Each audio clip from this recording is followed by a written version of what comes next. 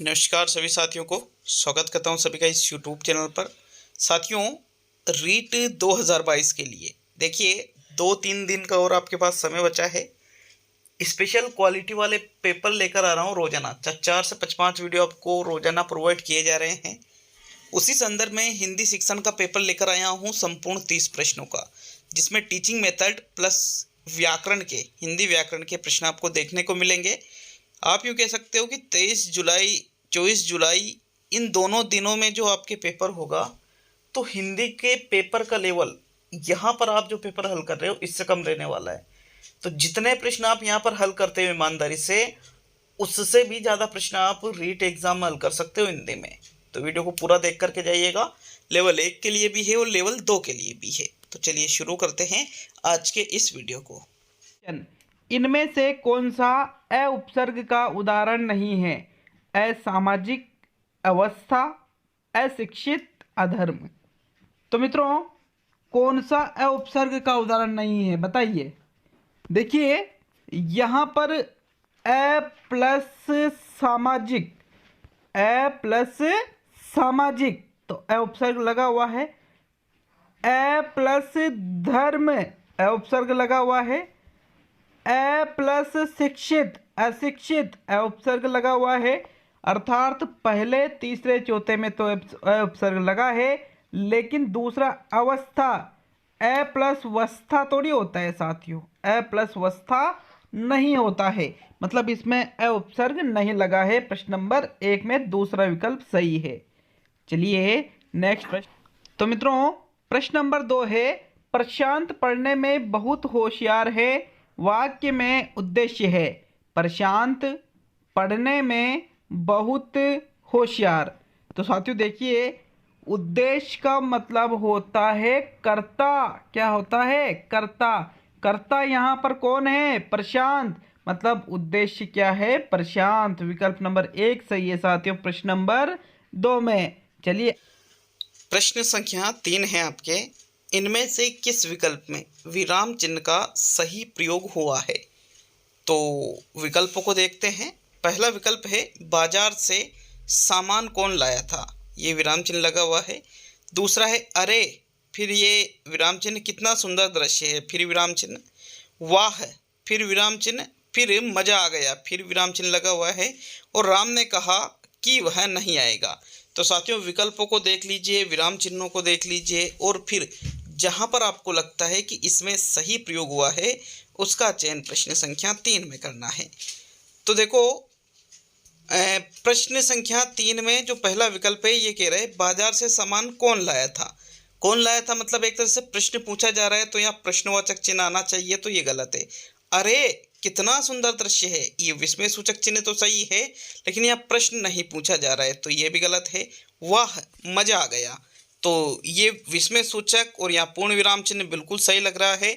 और राम ने कहा कि अल्प विराम चिन्ह, वह नहीं आएगा, ये भी गलत है। प्रश्नवाचक चिन्ह, प्रश्न ही पूछा जा रहा है, प्रश्नवाचक चिन्ह कहाँ लगता है जहाँ प्रश्न पूछा जाता है, तो चौथा भी गलत। तो विकल्प नंबर आपका जो 3 है साथियों, प्रश्न संख्या 3 में सही है। चलिए नेक्स्ट प्रश्न नंबर 4। मित्रों, प्रश्न नंबर 4 है, आध्यात्मिक शब्द का संधि विच्छेद मतलब विश्लेषण होगा।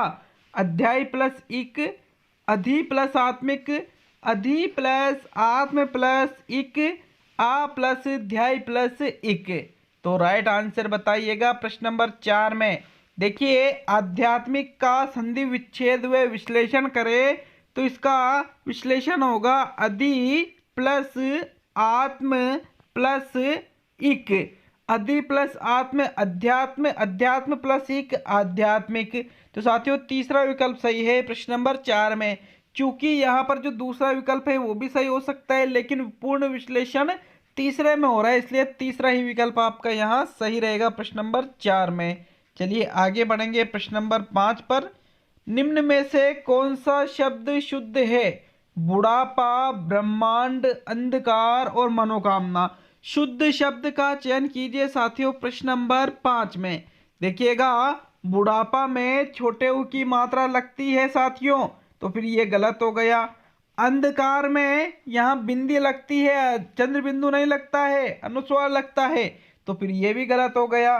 मनोकामना नहीं बल्कि मन है कामना होता है। क्या होता है? मन है कामना। तो फिर ये भी गलत हो गया। लेकिन ब्रह्मांड ये बिल्कुल शुद्ध शब्द है साथियों, और यही आपसे पूछा था। तो प्रश्न 5 में दूसरा विकल्प सही है। चलिए आगे बढ़ेंगे प्रश्न नंबर 6 पर। अपने अधीन रहने की भावना वाक्यांश के लिए एक शब्द होगा। अधीनता, पराधीनता, स्वलीनता, स्वाधीनता। बताइए सोच समझ करके, अपने अधीन रहने की भावना को क्या कहेंगे साथियों? खुद के अधीन, स्वयं के अधीन, स्व प्लस अधीन, खुद के अधीन, स्व प्लस अधीनता, स्वाधीनता। चौथा विकल्प सही है साथियों। पराधीनता तो मतलब दूसरों के अधीन रहने की भावना होती है, और स्वलीनता तो एक विकार है, ये तो साइकोलॉजी में। तो साथियों इसलिए चौथा विकल्प सही रहेगा प्रश्न नंबर 6 में। चलिए नेक्स्ट प्रश्न नंबर 7 पे आते हैं। निम्न में से तत्सम शब्द नहीं है। अब कहोगे कि सर तत्सम, तद्भव, देशज, विदेशी तो हट गए, लेकिन मैं आपको बता दूं लेवल 2 में जो लैंग्वेज सेकंड हिंदी है उसमें तो है, तो इसलिए मैंने एक प्रश्न उसका भी डाला है। तो संकीर्ण, नींद, उदयाचल और दुख, कौन सा शब्द तत्सम नहीं है मित्रों? देखिए संकीर्ण बिल्कुल तत्सम है, उदयाचल तत्सम है, दुख तत्सम है, लेकिन नींद क्या है? तद्भव। इसका तत्सम होता है निद्रा। क्या होता है? निद्रा। इसलिए दूसरा विकल्प आपका यहाँ सही है, क्योंकि ये तत्सम नहीं है साथियों। चलिए आगे बढ़ेंगे प्रश्न नंबर 8 पर। निम्न में से जो एक दूसरे के विलोम शब्द नहीं है उसे चुनिए। सुबोध का दुर्बोध, संयोग का कुयोग, योगी का भोगी, स्मरण का विस्मरण। तो ये बहुत इंपॉर्टेंट क्वेश्चन है। इस क्वेश्चन का आंसर हर कोई सही नहीं दे पाएगा। देखो योगी का भोगी होता है, स्मरण का विस्मरण होता है, सुबोध का दुर्बोध होता है, लेकिन संयोग का कुयोग नहीं होगा साथियों। कुयोग तो सुयोग का होगा। किसका होगा? सुयोग का। तो साथियों, तो मित्रों प्रश्न नंबर 8 में आपका दूसरा विकल्प बिल्कुल सही रहेगा। चलिए आगे बढ़ेंगे प्रश्न नंबर 9 पर। प्रत्येक योग से बना शब्द नहीं है। गहराई, अपमान, विनम्रता और वासुदेव, कौन सा शब्द प्रत्येक योग से नहीं बना है? मित्रों गहरा, गहरा में ई प्रत्यय लगा हुआ है। विनम्र प्लस ता प्रत्यय लगा हुआ है। वसुदेव प्लस अ शब्द क्या बनेगा? वासुदेव। अ प्रत्यय लगा हुआ है, लेकिन अप प्लस मान, तो मान में अप उपसर्ग बना है, न कि प्रत्यय। इसलिए दूसरा विकल्प आपका सही है प्रश्न नंबर 9 में। चलिए नेक्स्ट आते हैं प्रश्न नंबर 10 पर। 10वां क्वेश्चन देखेंगे। स्वर संधि का उदाहरण नहीं है। दावानल, अरावली, दीपावली, विधायक। तो दावानल का होगा दाव प्लस अनल। ये बिल्कुल दीर्घ संधि या स्वर संधि का उदाहरण नहीं है, ये लिख दिया है क्या? फिर यहाँ पर क्वेश्चन मैंने यूं लिखा था साथियों, दीर्घ संधि का उदाहरण नहीं है, दीर्घ स्वर संधि लिखी थी, लेकिन ये दीर्घ शब्द यहाँ पे मिसटाइप हो गया है मित्रों। एक शब्द ने पूरे क्वेश्चन को बिगाड़ दिया। तो फिर यहाँ पर स्वर संधि के तो चारों ही उदाहरण हैं, जिसे दाव प्लस अनल, दावानल दीर्घ स्वर संधि होगी। अर प्लस अवली, अरावली दीर्घ स्वर संधि होगी। दीप प्लस अवली, दीपावली दीर्घ स्वर संधि होगी। लेकिन विधेय प्लस अक, विधायक, यहाँ पर ये अयादी स्वर संधि होगी। फिर क्या रहेगी? ये अयादी स्वर संधि। तो क्वेश्चन तो क्या था कि भाई दीर्घ स्वर संधि का उदाहरण नहीं है, तो फिर यह चौथा हो जाता। लेकिन अब तो इस क्वेश्चन में क्या करना पड़ेगा? बोनस देना पड़ेगा साथियों। चलिए नेक्स्ट प्रश्न नंबर 11। शरणागत में कौन सा समास है? संबंध तत्पुरुष, कर्म तत्पुरुष, करण तत्पुरुष, संप्रदान तत्पुरुष। शरण में आगत या शरण को आगत? बताइए। अब शरण में आगत होता है भाई, तत्पुरुष तो है, संबंध या कर्म। शरण में आगत होता है या शरण को आगत होता है? मित्रों शरण को आगत होता है, शरण में आगत नहीं होता है। इसलिए संबंध तत्पुरुष न होकर के कर्म तत्पुरुष समास का ये उदाहरण है प्रश्न नंबर 11। दूसरा विकल्प सही है। चलिए नेक्स्ट प्रश्न नंबर 12, किस वाक्य में क्रिया सामान्य भूतकाल में है? बहुत इंपॉर्टेंट क्वेश्चन है ये। सामान्य भूतकाल में क्रिया किस में है? उसने पुस्तक पढ़ी, उसने पुस्तक पढ़ी है, उसने पुस्तक पढ़ी थी और उसने पुस्तक पढ़ी होगी। बताओ भाई कौन सा सामान्य भूतकाल में है? मित्रों राइट आंसर देखो, उसने पुस्तक पढ़ी है। जहां है शब्द आ जाता है और क्रिया भूतकाल में है तो वो आसन्न भूतकाल हो जाता है। उसने पुस्तक पढ़ी होगी, संदेह है आपको, कंफर्म नहीं है ये चीज, तो ये भी गलत है। उसने पुस्तक पढ़ी थी, भूतकाल में है, अगर थी आ गया, भूतकाल में है और थी आ गया तो वो फिर पूर्ण भूतकाल होता है। और उसने पुस्तक पढ़ी, ये पता नहीं चले कि पढ़ी थी, पढ़ी होगी, पढ़ रही है, फिर ये वर्तमान में आ गया, पढ़ी है, तो फिर वो अगर ऐसा नहीं है थी, था, थी, होगा, होगी, तो फिर वहां पर प्रथम विकल्प सही रहेगा। मतलब ये सामान्य भूतकाल का उदाहरण है साथियों। चलिए नेक्स्ट आगे बढ़ेंगे प्रश्न नंबर 13 पर। आशा है आपको समझ में आ रहा होगा। 13वां क्वेश्चन, यदि वह परिश्रम करता तो प्रथम श्रेणी में उत्तीर्ण होता। उदाहरण है विधानार्थक वाक्य का, प्रश्नार्थक वाक्य का, संदेहार्थक वाक्य का और संकेतार्थक वाक्य का। तो विधानार्थक का तो मतलब होता है सरल वाक्य। क्या होता है विधानार्थक का मतलब? सरल वाक्य होता है साथियों। तो फिर ये यदि वह परिश्रम करता तो प्रथम श्रेणी में उत्तीर्ण होता, मतलब ये मिश्र वाक्य का उदाहरण है और अर्थ के आधार पर इसको कहते हैं संकेतार्थक वाक्य। क्या कहते हैं? संकेतार्थक। जो विधानार्थक है उसको तो सरल या साधारण कहते हैं साथियों। ठीक है, आ रहा है ना समझ में? चौथा विकल्प सही है आपका प्रश्न नंबर 13 में।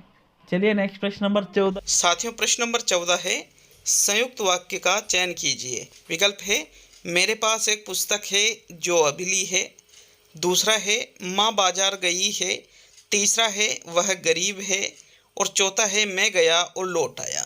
तो साथियों जो संयुक्त वाक्य है उसका चयन आपको प्रश्न संख्या 14 में से करना है। तो देखो वह गरीब है और माँ बाजार गई है, ये दोनों ही वाक्य कैसे हैं? सरल वाक्य है। कैसे वाक्य है? ये सरल वाक्य है। आपको देखना है संयुक्त वाक्य तो पहला या चौथा, कौन सा विकल्प आपके प्रश्न संख्या 14 में सही है साथियों, पहले और चौथे में से। तो राइट आंसर देख लेते हैं। विकल्प नंबर 4 आपके सही है साथियों, मैं गया और लौट आया। ये जो वाक्य है ये एक संयुक्त वाक्य है और पहला जो विकल्प है मेरे पास एक पुस्तक है जो अभी ली है, तो ये संयुक्त नहीं बल्कि ये एक मिश्र वाक्य है, इसलिए चौथा ही विकल्प आपके 14वें प्रश्न में सही रहेगा। चलिए आगे बढ़ते हैं साथियों प्रश्न नंबर 15 की ओर। तारे गिनना मुहावरे का अर्थ है। तारे गिनना, तारे गिनते हो, कहते हैं ना कई बार तारे गिनना, तो इस मुहावरे का अर्थ क्या होगा? विकल्प को देखिएगा। कठिन परिश्रम करना, चिंता में जागकर रात काटना, रात में समय मिलना और गुप्त बात का भेद खोलना। तो साथियों तारे गिनना मुहावरे का अर्थ बताइए कौन सा विकल्प सही है प्रश्न नंबर 15 में? बताइएगा राइट आंसर साथियों। प्रश्न 15 में सोचिए मत, आंसर बताओ। तो साथियों देखिए गुप्त बात का भेद खोलना ये तो तारे गिनना नहीं हुआ। रात में समय मिलना, तो क्या समय मिलने पर हम तारे गिनते हैं, मोबाइल भी चलाते हैं, पढ़ते भी है, कई सारी चीजें हैं। तो साथियों ये भी गलत है।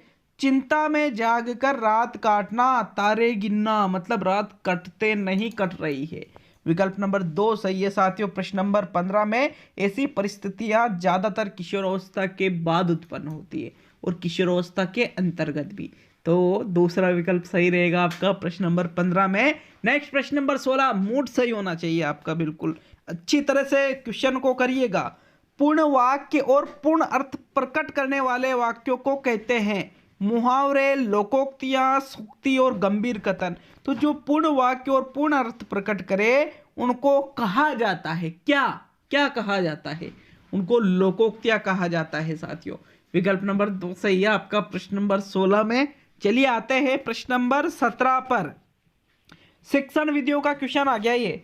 भाषा के संबंध में कौन सा कथन सही नहीं है? भारत की भाषिक विविधता एक जटिल चुनौती है। बहुभाषिता बच्चे की अस्मिता शिक्षा का निर्माण करती है। भाषा आपस में संपर्क संवाद करती है और भाषागत विविधता एक समस्या है। तो देखते ही लग गया ना, विविधता में एकता का सूत्र होता है, समस्या नहीं है ये। इसलिए चौथा विकल्प सही है साथियों प्रश्न नंबर 17 में।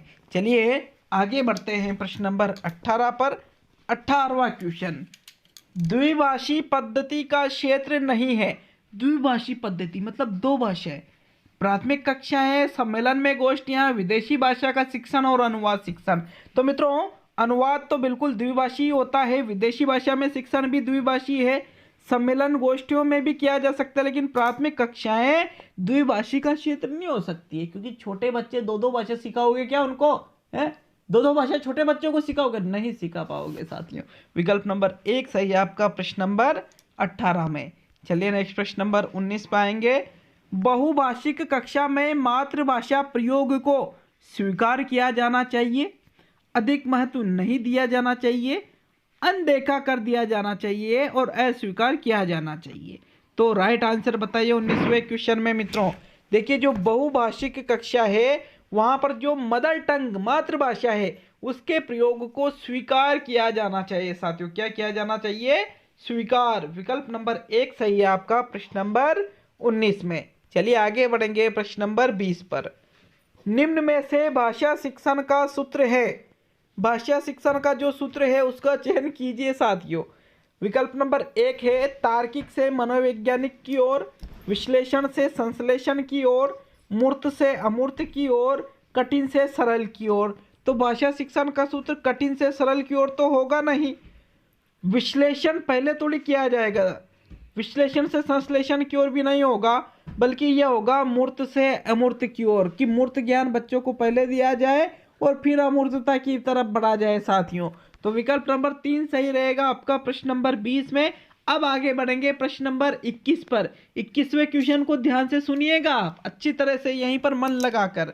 21वां क्वेश्चन, बच्चों के लेखन कौशल का मूल्यांकन करने के लिए कौन सी विधि बेहतर हो सकती है?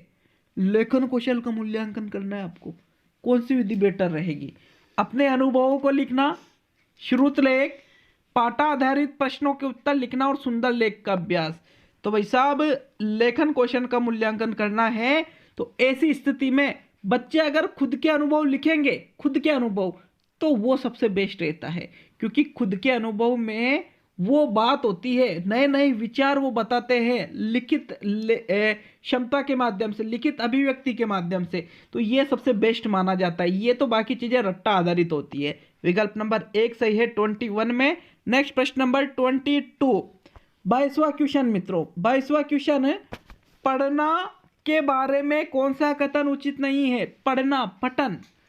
सक्षम पाठक प्रत्येक शब्द पर ध्यान देते हैं, अक्षर की विशेष आकृति और उसकी एक खास ध्वनि होती है, पढ़ना उद्देश्य एवं चुनौतीपूर्ण हो, उद्देश्यपूर्ण एवं चुनौतीपूर्ण हो, और पठन सामग्री का बच्चों की समझ और पूर्व अनुभव से संबंध होना चाहिए। तो साथियों पठन के बारे में कौन सा कथन सही नहीं है, उचित नहीं है? तो मित्रों राइट आंसर बताइए प्रश्न नंबर 22 में। क्यों? देखिए प्रश्न नंबर 22 में राइट आंसर कौन सा रहेगा? देखो चौथा विकल्प तो बिल्कुल उचित है कि पठन सामग्री का बच्चों की समझ और पूर्व अनुभवों से संबंध होना चाहिए, तो फिर ये तो आपका आंसर नहीं रहेगा। देखो अक्षर की विशेष आकृति भी होती है और उसकी एक खास ध्वनि भी होती है, सभी जानते हैं, तो ये भी बिल्कुल उचित है, तो ये भी आपका आंसर नहीं रहेगा। अब पहला या तीसरा, तीसरे को देख के तो पढ़ना उद्देश्यपूर्ण एवं चुनौतीपूर्ण हो, तो साथियों बिल्कुल पठन जो है वो उद्देश्यपूर्ण ही होना चाहिए। चुनौतीपूर्ण शब्द यहाँ इसके साथ लगा हुआ है, इसलिए ये भी आपका आंसर नहीं रहेगा। तो पहला विकल्प सही है कि सक्षम पाठक प्रत्येक शब्द पर ध्यान देते हैं, ये कथन उचित नहीं है। विकल्पों को देखते हुए 22वें में प्रथम विकल्प ही सही माना जाएगा, तीसरा यह उद्देश्यपूर्ण शब्द की वजह से राइट नहीं होगा। चलिए नेक्स्ट प्रश्न नंबर 23 पे आते हैं। श्रुत लेखन में रेप संबंधी अभ्यास नहीं है। रेप संबंधी कर्म, कबूतर, धर्म और प्रकाश। तो साथियों रेप का मतलब आदर है जहां पर नहीं आ रहा है, तो कर्म में, धर्म में, प्रकाश में तो आ रहा है, कबूतर में नहीं आ रहा है, मतलब ये रेप संबंधी अभ्यास नहीं है मित्रों। विकल्प नंबर 2 सही है 23 में। चलिए अब देखेंगे प्रश्न नंबर 24 को। 24वां क्वेश्चन, प्राथमिक स्तर पर बच्चों की मौखिक अभिव्यक्ति का विकास करने की दृष्टि से सार्वजनिक महत्वपूर्ण गतिविधि है। मौखिक अभिव्यक्ति का विकास करने की दृष्टि से देखना है, कहानी को जो का त्यों दोहराना, कि जैसी कहानी है उसी को वैसा ही दोहरा दिया। कहानी सुनकर चित्र बनाना, कहानी सुनकर शब्दशः लिखना और कहानी सुनकर उसे अपनी भाषा में कहना। तो जो का त्यों दोहराना तो मौखिक अभिव्यक्ति का विकास नहीं हुआ। फिर ये तो चित्र बना रहे हो तो चित्र बोल कर के थोड़ी बनाया जाता है साथियों, तो फिर ये तो चित्रित अभिव्यक्ति का विकास हो गया, मौखिक का कहाँ हुआ साथियों। इसलिए ये भी गलत है। कहानी सुनकर शब्दशः लिखना, मतलब आप उनको लिखोगे तो फिर वो तो लिखित अभिव्यक्ति का विकास हो गया। इसलिए कहानी सुनकर उसे अपनी भाषा में कहना, विकल्प नंबर 4 सबसे बेस्ट आंसर है साथियों प्रश्न नंबर 24 में। चलिए नेक्स्ट बढ़ेंगे प्रश्न नंबर 25 पर। 25वां क्वेश्चन आपके आता है साथियों। देखते हैं प्रश्न नंबर 25 को। बालक में सबसे पहले निम्न में से किस बिंब का निर्माण होता है? श्रुति बिंब, विचार बिंब, भाव बिंब और दृश्य बिंब। तो सबसे पहले कौन सा बिंब बनता है साथियों? सबसे पहले बिंब बनता है बालक में दृश्य बिंब। कौन से बिंब का निर्माण होता है? दृश्य। कौन से बिंब का निर्माण बालक के मस्तिष्क में होता है? तो सबसे पहले दृश्य बिंब का निर्माण होता है मित्रों। कौन से बिंब का? दृश्य बिंब का। विकल्प नंबर 4 सही है आपका प्रश्न नंबर 25 में। चलिए आगे बढ़ेंगे प्रश्न नंबर 26 पर। बालक के व्यक्तित्व विकास का महत्वपूर्ण पक्ष निम्न में से क्या नहीं है? मानसिक विकास, संवेगात्मक विकास, नैतिक विकास, विद्यालयी विकास।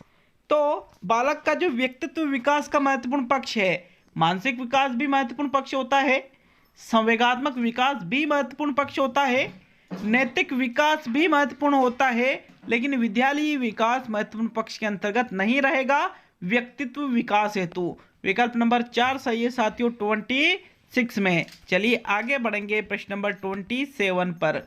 बच्चा सरल एवं छोटे वाक्य किस अवस्था तक सीखना प्रारंभ करता है? 2 वर्ष, 3 वर्ष, 4 वर्ष, 8 वर्ष। तो 8 वर्ष में तो बहुत अच्छी तरह से सीख जाता है साथियों वो, लेकिन 2, 3, 4 कौन से जो वर्ष है जिसमें बालक छोटे और सरल वाक्य सीखना आरंभ कर देता है? तो मित्रों इसका जो बुक के अकॉर्डिंग बता रहा हूँ, 4 वर्ष में बालक छोटे वाक्य और सरल वाक्य सीखना आरंभ कर देता है। तीसरा विकल्प सही माना गया है साथियों 27 में। चलिए आगे बढ़ेंगे प्रश्न नंबर 28 पर। पद्य शिक्षण में व्याकरण संबंधी प्रश्नों के द्वारा शिक्षण करना इस विधि का कार्य है। बोध प्रश्न, दंडान्वय विधि, खंडान्वय विधि, प्रश्नोत्तर विधि। तो जो पद्य शिक्षण में व्याकरण संबंधी प्रश्नों के द्वारा शिक्षण कराया जाता है, ऐसी विधि को किस नाम से जाना जाएगा साथियों? 28 में राइट आंसर बताइए। तो मित्रों ऐसी विधि को कहा जाता है दंडान्वय विधि। कौन सी विधि कहा जाता है? दंडान्वय।